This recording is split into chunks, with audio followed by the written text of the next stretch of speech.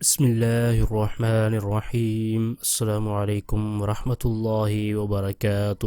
Welcome to all of you in my channel دا Islamic T V. دوستو میں ہوں صبۃ الحسن اور آپ دیکھ رہے ہیں آپ کا اپنا چینل دا اسلامک ٹی وی۔ دوستو ہمارے درمیان ایک بہت ہی بابرکت اور بہت ہی پیارا مہینہ تشریف لا چکا ہے، اور اس پیارے مہینے کا نام ربیع الاول ہے، جس میں ہمارے پیارے آقا صلی اللہ تعالی علیہ وآلہ وسلم کی ولادت ہوئی۔ تو اسی مناسبت سے آج کی اس ویڈیو میں ہم پیارے آقا صلی اللہ تعالی علیہ وآلہ وسلم کے فضائل و مناقب بیان کریں گے۔ تمام دوست اس ویڈیو کو شروع سے آخر تک دیکھیں تاکہ ہم سب آقا علیہ الصلوۃ والسلام کے فضائل و مناقب کو جان سکیں۔ آج کے ٹاپک کی طرف بڑھنے سے پہلے میں اپنے تمام دیکھنے والوں سے یہ ریکویسٹ کروں گا کہ اگر آپ نے ابھی تک ہمارا چینل سبسکرائب نہیں کیا تو پلیز جلدی سے ہمارے چینل کو سبسکرائب کر لیں اور بیل آئیکن کو ضرور پریس کر لیں تاکہ ہمارے چینل کی اچھی اچھی ویڈیو اور وظائف آپ تک بآسانی پہنچ سکیں اور آپ ان سے استفادہ حاصل کر سکیں۔ تو آئیے چلتے ہیں اپنے آج کے ٹاپک کی طرف۔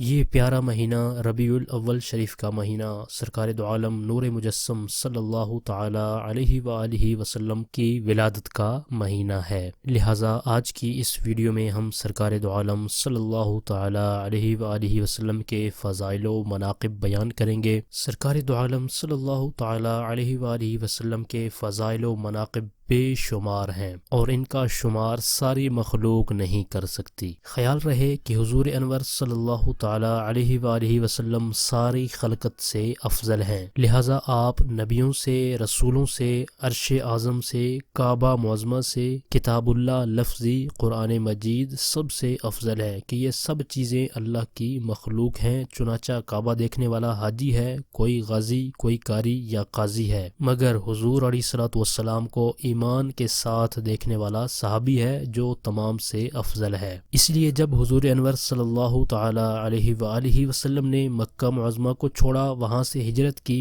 تو مسلمانوں کو بلا عذر وہاں رہنا حرام ہو گیا۔ حالانکہ کعبہ شریف وغیرہ وہاں موجود تھے، جب فتح مکہ فرمائی تب تا قیامت وہاں رہنا جائز بلکہ ثواب ہو گیا۔ جب حضور مکی تھے تو آیات قرآنیہ مکی ہوئیں، اور جب حضور مدنی ہو گئے تو آیات قرآنیہ مدنی ہو گئیں۔ رب تعالی نے مکہ کی قسم فرمائی اس لیے نہیں کہ وہاں کعبہ ہے، بلکہ اس لیے کہ وہاں حضور علیہ الصلوۃ والسلام ہے۔ لا اقسم بہذا البلد وانت حل بہذا البلد، مجھے اس شہر کی قسم کہ اے محبوب تم اس شہر میں تشریف فرما ہو۔ حضور علیہ الصلوۃ والسلام کے بعد حضرت ابراہیم علیہ السلام کا درجہ ہے، پھر موسیٰ علیہ الصلوۃ والسلام کا، اور اس کے بعد خاموشی بہتر ہے۔ ایک حدیث پاک میں ہے، روایت ہے، حضرت ابو ہریرہ رضی اللہ تعالیٰ عنہ سے فرماتے ہیں، فرمایا سرکار دو عالم صلی اللہ تعالی علیہ وآلہ وسلم نے کہ میں اولاد آدم میں بہترین گروہ میں بھیجا گیا، یکے بعد دیگرے گروہ، حتیٰ کہ میں اس گروہ سے ظاہر ہوا جس میں سے میں پہلے سے تھا، یعنی آدم علیہ السلام سے لے کر حضرت عبداللہ تک میرا نور جس قبیلہ و خاندان میں رہا وہ ہمیشہ دنیا بھر میں تمام خاندانوں سے بہتر تھا۔ اس میں اچھی خصلتیں، شرافت، نجابت تھی، اور جن کے پیٹھوں یا پیٹوں میں یہ نور رہا وہ زنا اور کفر و شرک سے محفوظ رہے، از آدم علیہ السلام تا حضرت عبداللہ۔ حضور علیہ الصلوۃ والسلام کا کوئی دادا دادی کافر نہ ہوئے، سب موحد مومن رہے، حتیٰ کہ حضرت ابراہیم علیہ السلام کے والدین مومن تھے۔ خود جناب خلیل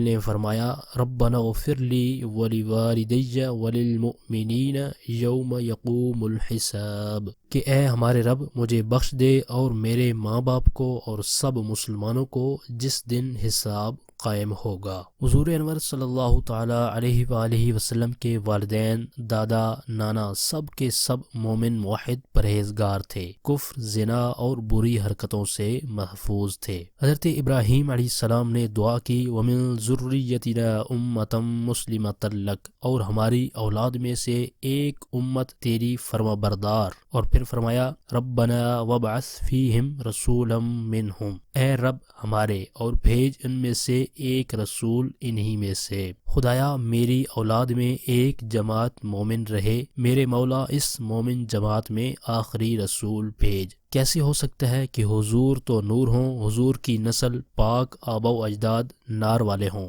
اللہ تعالی نے حضور کا نور نورانی لوگوں میں رکھا۔ روایت ہے حضرت واصلہ ابن اسقع سے فرماتے ہیں کہ میں نے سرکار دو عالم صلی اللہ تعالی علیہ وآلہ وسلم کو فرماتے سنا کہ اللہ تعالی نے اولاد اسماعیل میں سے کنانہ کو چنا اور کنانہ میں سے قریش کو منتخب فرمایا اور قریش میں سے بنی ہاشم کو چنا اور مجھ کو بنی ہاشم میں سے چنا۔ اور ترمذی کی روایت میں ہے کہ اللہ تعالی نے اولاد ابراہیم سے جناب اسماعیل کو چن لیا اور اولاد اسماعیل میں سے بنی کنانہ کو چن لیا۔ ایک اور حدیث پاک ہے، روایت ہے کہ حضرت ابو ہریرہ رضی اللہ تعالی عنہ سے فرماتے ہیں، فرمایا سرکار دو عالم صلی اللہ تعالی علیہ وآلہ وسلم نے کہ میں قیامت کے دن اولاد آدم کا سردار ہوں اور میں پہلا وہ ہوں جن کی قبر کھلے گی اور میں پہلا شفاعت فرمانے والا ہوں اور پہلا شفاعت قبول کیا ہوا۔ قوم کا سید سردار وہ ہے جس کی طرف قوم مصیبتوں میں پناہ لے اور وہ ان کی مصیبتیں دفع کرے۔ حضور علیہ الصلوۃ والسلام تمام مخلوق کی پناہ دافع البلا ہے، کیونکہ اس سرداری کا ظہور قیامت میں ہوگا کہ کوئی اس کا انکار نہ کر سکے گا۔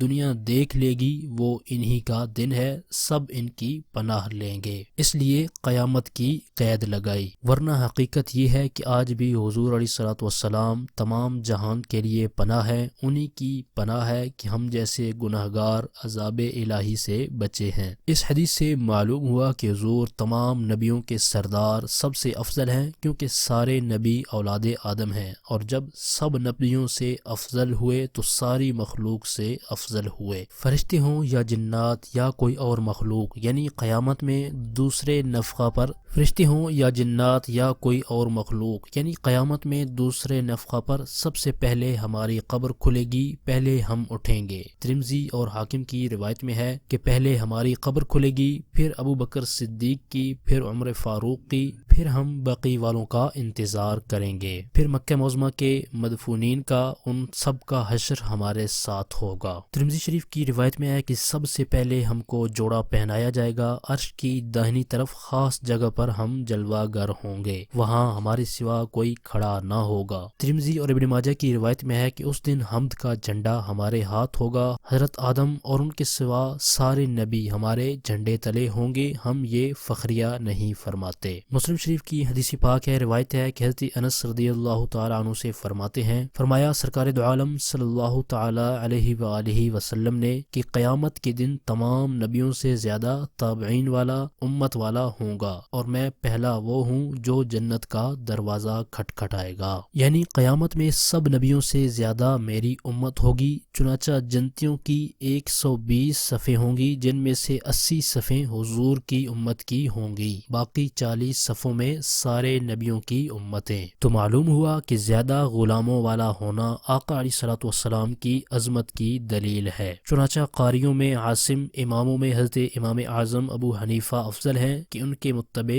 زیادہ ہیں۔ مسلم شریف کی ایک اور حدیث پاک میں ہے، روایت ہے کہ انہی سے فرماتے ہیں، فرمایا سرکار دو عالم صلی اللہ تعالی علیہ وآلہ وسلم نے کہ جنت کے بارے میں ہم پہلے شفاعت کرنے والے ہیں، کسی نبی کی تصدیق اتنی نہ کی گئی جتنی میری تصدیق کی گئی۔ نبیوں میں بعض نبی وہ ہیں جن کی کسی نے بھی ان کی امت سے تصدیق نہ کی سوائے ایک کے، یعنی جو لوگ اعمال سے جنت کے قابل نہ ہوں گے ان کی شفاعت کر کے انہیں جنت میں داخل کروں گا۔ حضور انور صلی اللہ تعالی علیہ وآلہ وسلم سارے جہان کے نبی ہیں، نیز اور نبیوں کا زمانہ نبوت محدود تھا، حضور کی نبوت تا قیامت ہے۔ دوسرے یہ کہ جس قسم کی تصدیق میری کی گئی اس درجے کی تصدیق کسی نبی کی نہیں کی گئی۔ میری امت مجھ پر دل و جان سے فدا ہے اور ہوگی، یہ عشق سوز و گداز کسی اور امت کو نہیں ملا۔ مسلم اور بخاری شریف کی حدیث پاک ہے، روایت ہے کہ حضرت ابو ہریرہ رضی اللہ تعالیٰ عنہ سے فرماتے ہیں، فرمایا سرکار دو عالم صلی اللہ تعالی علیہ وآلہ وسلم نے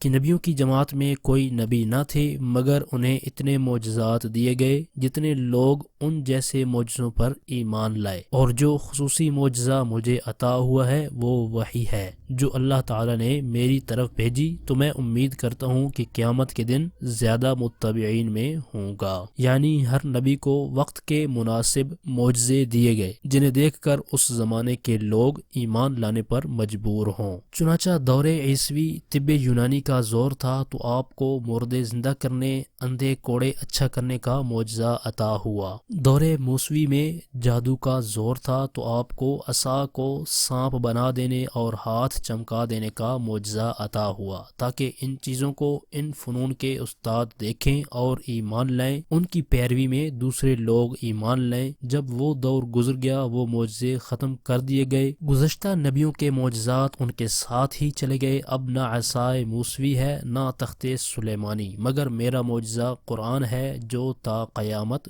باقی رہے گا، کیونکہ میری نبوت تا قیامت ہے۔ اس سے ہر زمانے میں لوگ قرآن کے ذریعے مجھ پر ایمان لائیں گے۔ خیال رہے کہ قرآن فصاحت و بلاغت کے اعتبار سے آج علماء کے لیے معجزہ ہے، مگر اس میں یہ خوبیاں ہیں کہ بار بار پڑھنے سے پرانا نہیں ہوتا، بغیر سمجھے لذت دیتا ہے، حفظ ہو جاتا ہے، عوام کو تڑپا دیتا ہے، اس کے ایک نقطہ میں تبدیلی نہ ہو سکی، ان وجوہ سے عوام کے لیے معجزہ ہے۔ دوسری کتب آسمانی میں یہ خوبیاں نہ تھیں، لہٰذا وہ معجزہ نہ تھیں۔ خیال رہے کہ حضور علیہ الصلوۃ والسلام کا ذکر کثیر، حضور کی بغیر دیکھے محبوبیت بھی زندہ جاوید معجزے ہیں۔ تمام حسینوں کے دیکھنے والے لاکھوں مگر ان کے عاشق ایک ایک، آج حضور کا دیکھنے والا کوئی نہیں مگر حضور کے عاشق ان کے نام پر جان دینے والے لاکھوں ہیں۔ یہ زندہ معجزے ہیں۔ رب نے موسیٰ علیہ السلام سے فرمایا وَأَلْقَيْتُ عَلَيْكَ مَحَبَّةً مِّنِّي،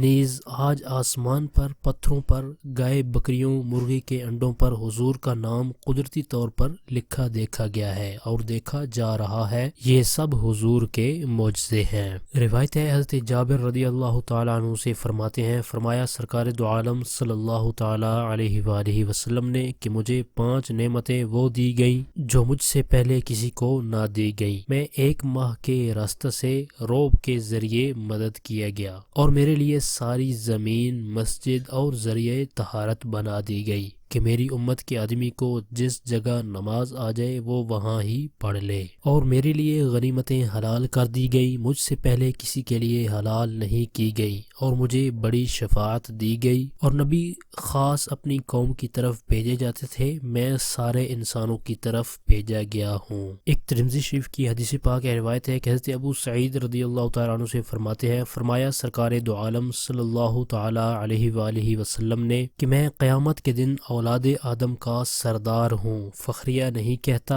اور میرے ہاتھ میں حمد کا جھنڈا ہوگا، فخریہ نہیں کہتا۔ اس دن کوئی نبی آدم علیہ السلام اور ان کے سوا ایسا نہ ہوگا جو میرے جھنڈے تلے نہ ہو، میں ان میں پہلا ہوں جن سے زمین کھلے گی، فخریہ نہیں فرماتا۔ تو پیارے دوستو، یہ تھے حضور علیہ الصلوۃ والسلام کے چند فضائل و مناقب۔ ہم نے برکت حاصل کرنے کے لیے یہ چند فضائل و مناقب بیان کیے ہیں، لیکن آپ علیہ الصلوۃ والسلام کے فضائل و مناقب اتنے زیادہ ہیں کہ ان کو بیان کرنا بہت مشکل ہے۔ یہ تھی ہماری آج کی ویڈیو۔ ہماری اس ویڈیو کو لائک کر دیں اور اپنے دوستوں تک ان کا فائدہ سوچتے ہوئے ان تک شیئر بھی کر دیں، اور ویڈیو کے نیچے دیے گئے کمنٹ باکس میں کمنٹ کر کے ہمیں اپنی رائے سے ضرور آگاہ کریں کہ ہماری آج کی ویڈیو آپ کو کیسی لگی۔ ہمارے اس چینل پر صرف قرآنی دعائیں، پاورفل وظائف اور اسلامک ویڈیوز اپلوڈ کی جاتی ہیں، تاکہ جو بھی پریشان حال ہیں، مصیبتوں میں گھرے ہوئے ہیں یا پھر کوئی جائز حاجت رکھتے ہیں تو وہ ان وظائف پر عمل کر کے اپنے مقاصد کے اندر کامیاب ہو سکیں۔ تو اسی طرح کی مزید اچھی ویڈیو اور وظائف حاصل کرنے کے لیے جن دوستوں نے ابھی تک ہمارے چینل کو سبسکرائب نہیں کیا تو پلیز جلدی سے ہمارے چینل کو سبسکرائب کر لیں اور بیل آئیکن کو